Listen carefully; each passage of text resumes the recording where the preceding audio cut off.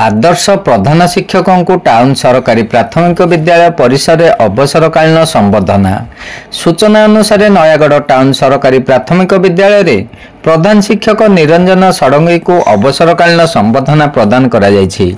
एथिरे मुख्य अतिथि रूपे नयागढ़ जिला सांबादिक संघर जिला सभापति प्रमोद पट्टनायक जोगदे अवसर नैथिया प्रधान शिक्षकों को मानपत्र उपढौकन प्रदान करथिले।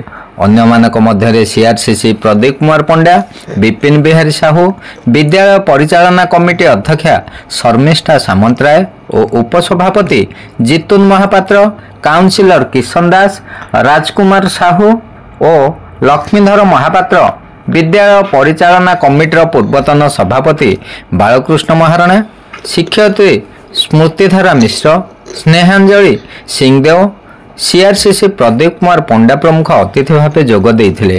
भारप्राप्त प्रधान शिक्षक लक्ष्मीप्रिया साहू अध्यक्षतार अनुष्ठित संबर्धना सभा शिक्षक प्रदीप कुमार साहू मंच परिचालना करिथिया बेले शिक्षयित्री शैलबाला पाणिग्राही धन्यवाद देइथिले।